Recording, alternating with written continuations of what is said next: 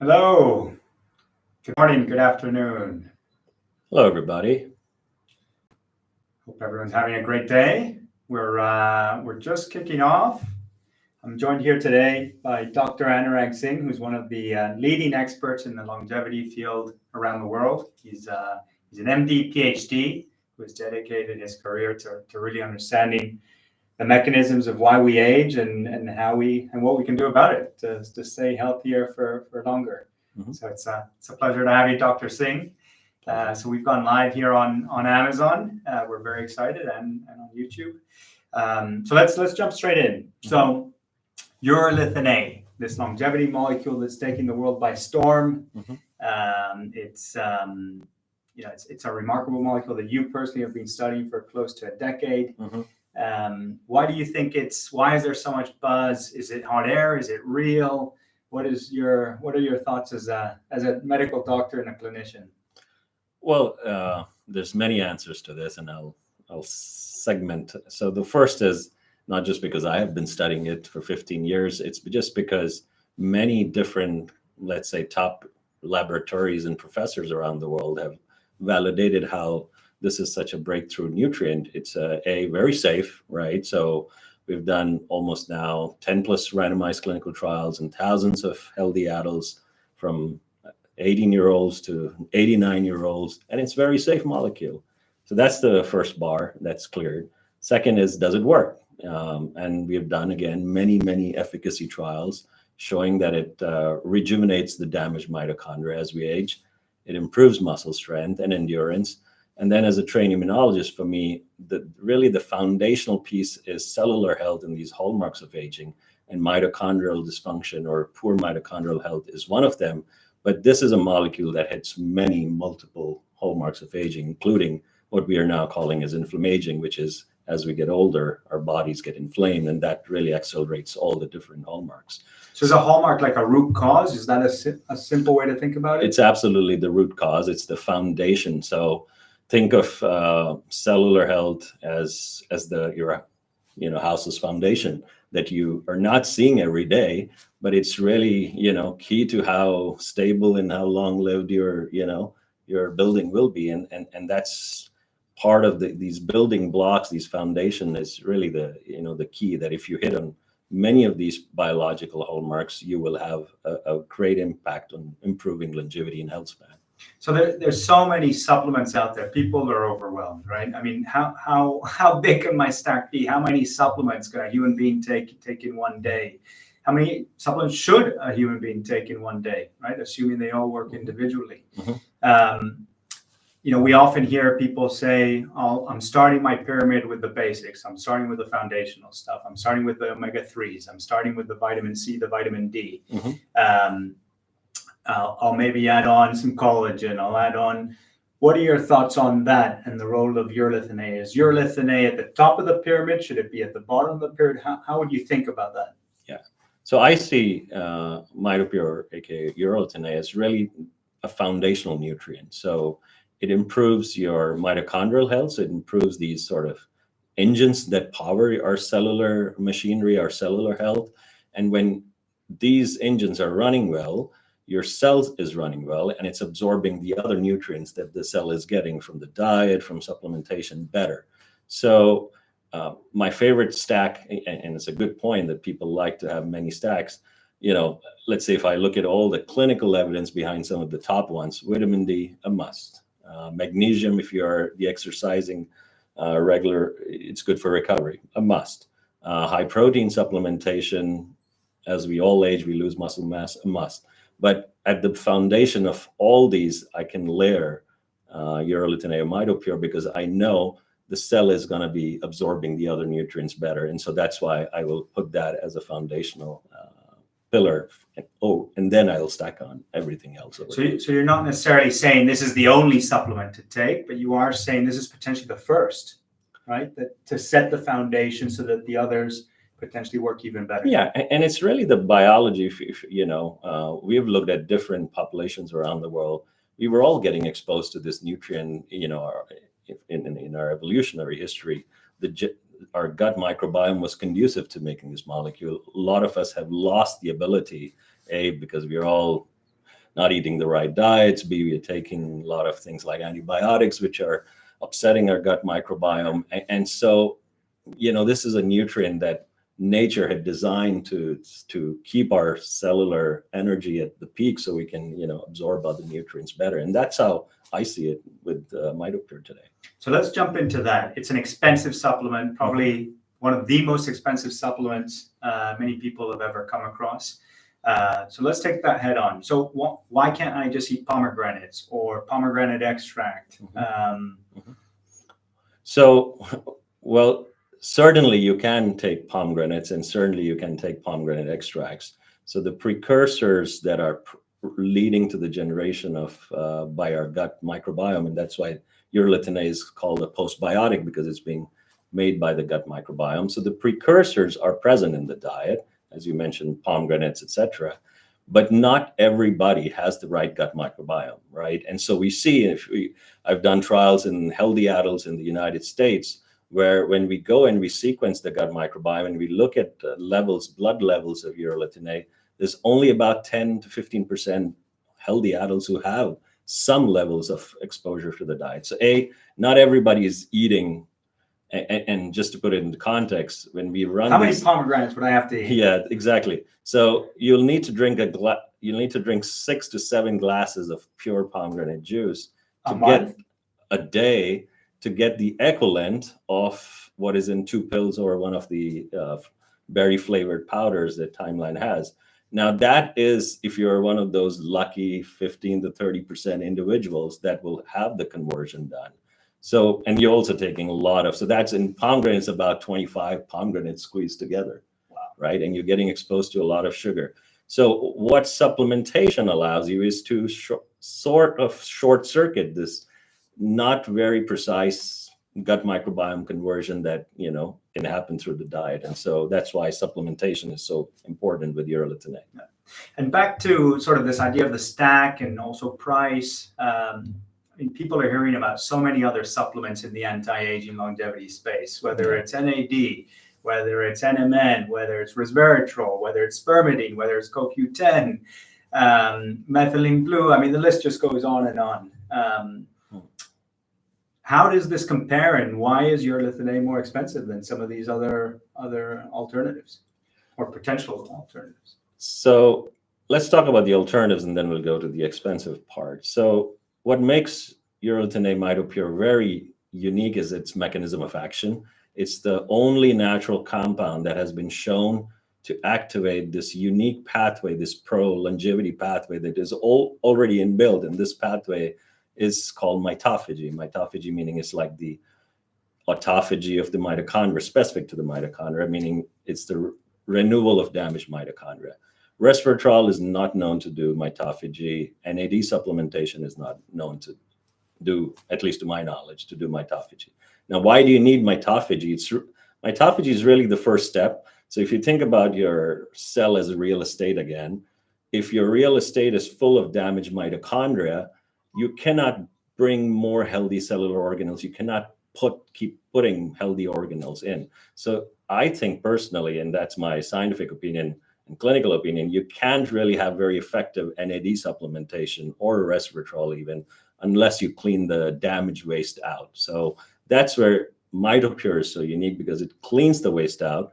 The waste leads to building blocks. And then if folks want, they can stack other nutrients on top. But I would always have Mitopure, layered to other nutrients. Now, why is it? So you're saying it's a 2-in-1 in a way, right? It is. First cleaning out the trash, the cellular garbage. Yeah. And then as a second step, doing what compounds like NAD do, which is creating new energy powerhouses to create. Yeah, it's really 2-in-1. In every single randomized placebo-controlled trial we run, and we've run a number of them over 10 years, we see that consistently. We see mitophagy happening as the first event in the first couple of weeks. When we go in and we look at blood markers, or we look if I go in and I do muscle biopsies, in about a month, we start seeing biogenesis happening. Biogenesis is just a nerdy term to say new or healthy mitochondria are now coming in.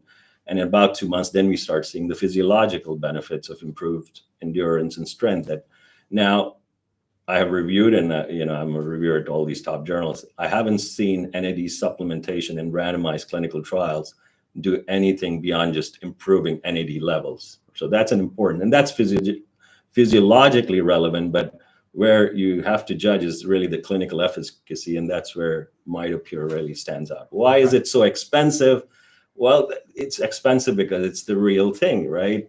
We'll come back to that. So for those of you who are just joining us, I'm joined here today by Dr. Anurag Singh, who's the Chief Medical Officer here at Timeline, is an MD, PhD, and one of the leading experts in this longevity space. He's been in the space for over 15 years and has run over, I've lost count, certainly over 10 and probably over 20 clinical trials over the last... On Urolithin A, I've done everything from probiotics, vitamins, minerals, high protein. So in total, I've done over 50 plus randomized trials. Over 50 trials, folks.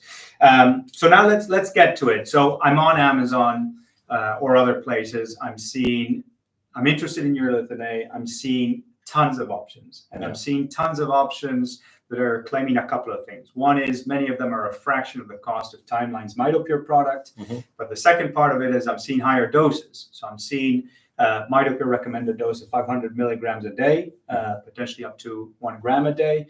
I'm seeing others selling 2 grams a day, even more. I'm seeing, as a consumer, I'm seeing options that combine Urolithin A with other things. Urolithin A combined with NAD+, combined with resveratrol, combined with these other things.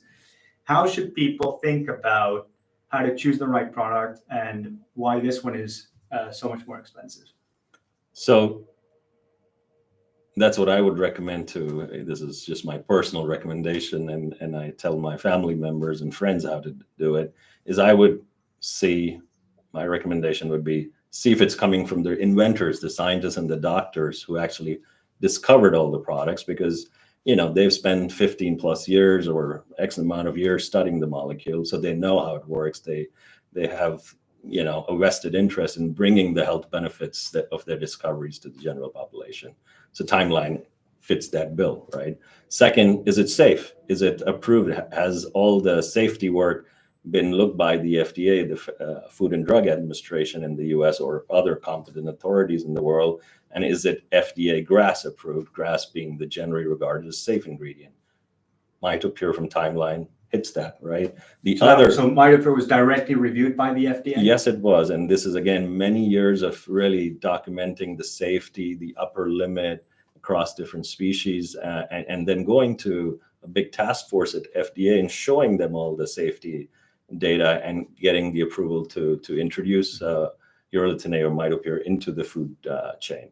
The other supplements that are not following the FDA GRAS, have not been reviewed, are basically, in my medical opinion, scientific opinion, not even worthy of consideration based on safety alone, because they haven't done that, right?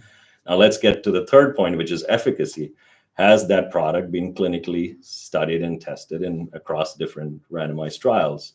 Timeline has been, as we've talked about, has been studied in at least 5 to 6 randomized placebo-controlled trials, all the way from elite athletes to an 89-year-old lady who swore, and I've talked about this, that it really helped her do gardening better. So there is clinical efficacy on this across multiple trials. And do the other products have it? No. Does Timeline have it? Yes. And the fourth is really the quality, right? Are you putting in your product what you're claiming on your label? So the reason, and when we did our first in human studies almost 10 years back, we found that 500 milligram dose was the right dose to start improving mitochondrial repair and inducing what we said, newer healthy mitochondria come in. The gram dose in certain older populations was giving an even better result. Now, these folks, we have created the market, so the inventors have created the market, and now they're following up. Now, what I see is a common trend, and we've gone in actually, Federico, and analyzed a lot of these Me Too products that are, as you were mentioning, on Amazon. Majority of them have have absolutely no trace of Urolithin A. And that is, to me, not even the biggest worry. To me, the biggest worry, as I said, is safety. All this is coming from different parts in Asia, who knows where, the safety and the quality is a big question mark. And as a doctor, as a scientist, I will never recommend these. And so, that these are the main criteria. When you go, folks, and look at what Urolithin A supplement, go with the one that is the, coming from the scientists and doctors who found and did the big discovery, and one that is clinically tested and proven to be safe and has a quality seal like NSF certification and others. Yeah, no, it's concerning. It's confusing as well, right? I mean, you see all these products that you assume that the label's correct. You assume that if they say Urolithin A and they say a gram, 1,000 milligrams or 2,000 milligrams, that's so what's just in the bottle. To add on that, I think it's really playing on the psyche of people. Let's put 2 grams, let's put 3 grams. So people think it's a higher dose. I did all these studies at the start where we found that 500 milligram a gram in healthy adults was the right dose. It's just not binary and linear that if you keep putting 2 grams that the body just won't absorb it, right? So that's why we know that's the sweet spot of that dose. A 2 gram, in fact, all these products, if you look, which are above a gram, 2 gram, 3 gram, they are the biggest culprits. They are absolutely zilch. And so just on a lot of the questions we frequently get, right? So how long do I need to take this product, or do I need to take it for life, or can I maybe start? It's an expensive product, right? Can I start with, for example, a 4-month intervention and see how I feel and see whether those clinical benefits are coming to life in the real world? Yeah. So again, this is not a magic pill, right? It takes a month, as I was explaining, and this is really evidence-guided data that we have. It takes about a month for cellular repair to happen. In about 2 months, we start seeing physiological benefits. So folks will see benefits on things like peak VO2, and you do an exercise test. Maybe you'll last longer, or you have better oxygen consumption with your digital watch or smart device. In 4 months is when we really start picking up signs of improved muscle strength. When I take the blood, the labs of the folks who are participants in our studies, their inflammation level is down. So things like biomarkers that, are really giving you an idea of how healthy status, how healthy you are. And beyond that, I think it's really, it hits the same biology as regular exercise or fasting would. And so you would not stop exercise and just do it for 4 months in a year, right? So I think you have to try it at least 2 to 4 months and then see. In fact, in the supplement space, it's actually, and I hear that a lot, and I've seen this, and people come to me and say, well, what should I feel with a mitochondrial supplement? And I tell them, well, you'll feel that you have a little bit more fuel left in the end of the day. You'll recover better from your exercise, et cetera, et cetera. But most people will actually feel it when they stop the product. And then after a month, they'll say, oh, maybe the supplement was doing something, because now I've gone off it and I'm feeling more fatigue. So I think you have to try. So you've talked a lot about energy around muscle. Yeah. I'm curious about other things. I mean, the mitochondria we know are powering all of our organs, all of our cells, right? Yeah. So our brains, our hearts, our eyes, our skin. Are there other areas where we have clinical evidence and also exciting promise for the future? So we have 15 years of research on muscle longevity and how it works on improving muscle strength, et cetera. And when you say muscle, are we talking about like big, not mine, but bigger biceps than mine? Well, in older adults, we're talking about endurance, right? So that just means that you can go walk a bit longer. It means you can lift weights a bit longer. That's, your fatigue.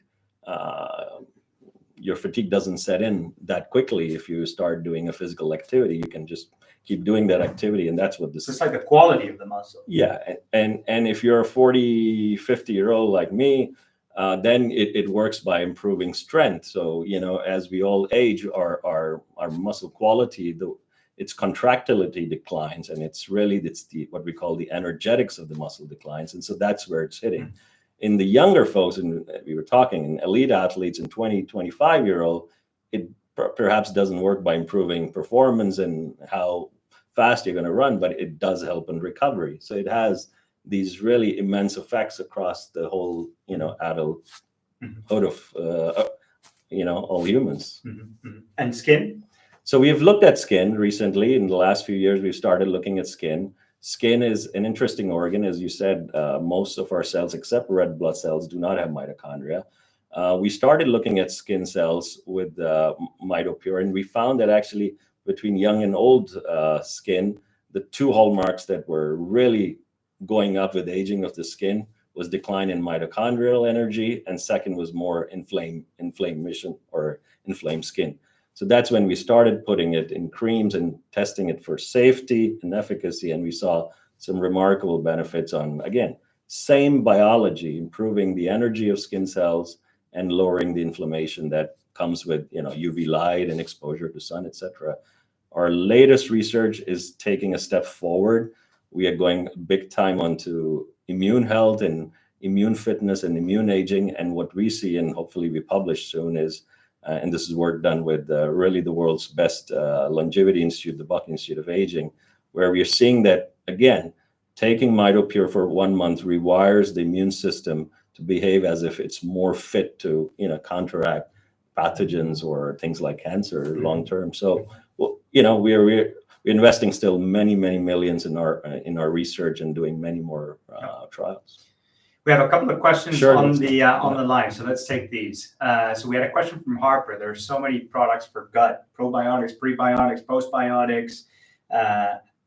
This is a great question for you, given the fact that you're an MD, PhD that has spent a long time looking at the microbiome in the gut.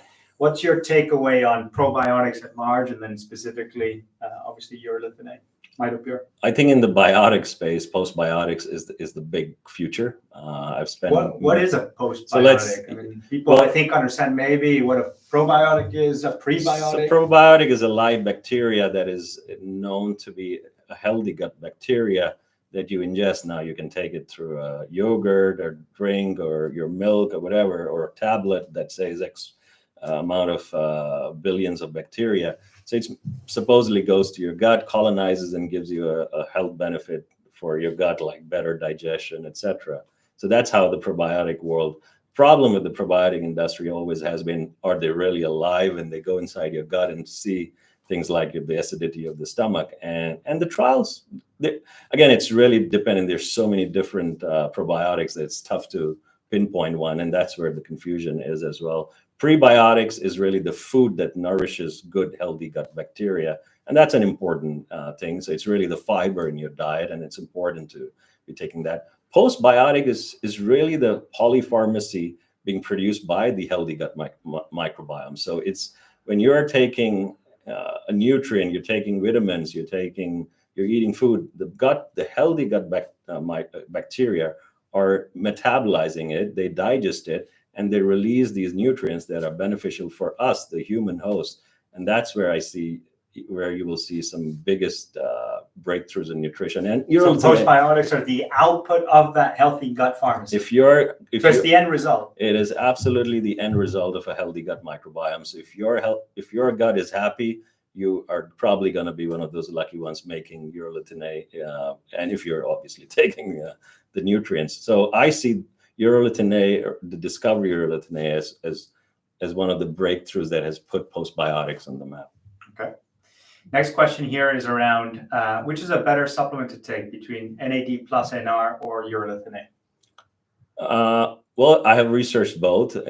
In fact, we were working on both, and we were so most of the longevity research starts with worms. Just to give you an idea, in which are smaller species, they live 20 days, and that's how most of the research. Their NAD supplementation, things like NR, improved lifespan by 20%, Urolithin A improved lifespan by 45%, and that's what really got us interested into building more research around Urolithin A. And since then, we have done a lot of 10 plus years of more research.